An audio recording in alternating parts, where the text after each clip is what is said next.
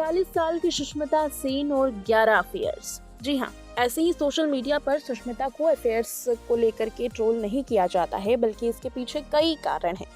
सुष्मिता सेन इन दिनों अपनी फिल्मों और वेब सीरीज से ज़्यादा अपनी पर्सनल लाइफ को लेकर के सुर्खियों में रहती हैं। हाल में ही दिवाली पार्टी के दौरान देखा गया कि सुष्मिता की रोहान शॉल के साथ नज़दीकियां एक बार फिर से बढ़ गई। आपको बता दें कि रोहान उनके एक्स बॉयफ्रेंड रहे हैं। इससे पहले वो ललित मोदी को भी डेट कर चुकी हैं, लेकिन एक्स बॉयफ्रेंड के साथ एक बार फिर से नज़दीकियों की खबरें सामने आ रही हैं। कहा यह जा रहा है कि रोहान शॉल के साथ उनका पैचअप हो गया है। फिलहाल सुष्मिता ने इस बात को ऑफिशियल नहीं किया, लेकिन इससे पहले भी ललित मोदी के साथ सुष्मिता की कई तस्वीरें वायरल हुई थी, जिसके बाद सुष्मिता सेन की शादी की चर्चाएं भी होने लगी। लेकिन हालिया इंटरव्यू में सुष्मिता सेन ने शादी से इनकार कर दिया। वहीं आपको बता दें कि रोहान शॉल और ललित मोदी के अलावा सुष्मिता का नाम 9 और लोगों के साथ जुड़ा जा चुका है, यानी कि सुष्मिता ने कुल मिलाकर 11 लोगों को डेट किया है।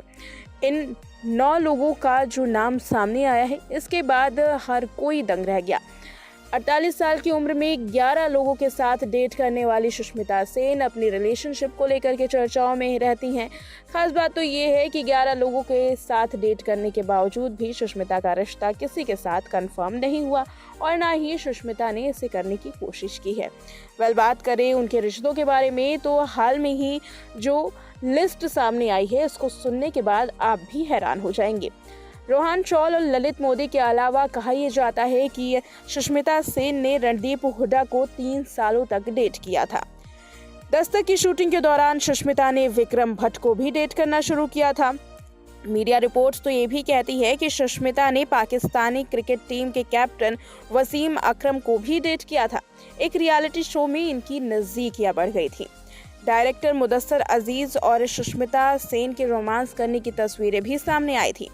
इसके अलावा सुष्मिता और संजय नागर शादी भी करने वाले थे, लेकिन जल्द ही इन्होंने भी अपना रास्ता बदल लिया।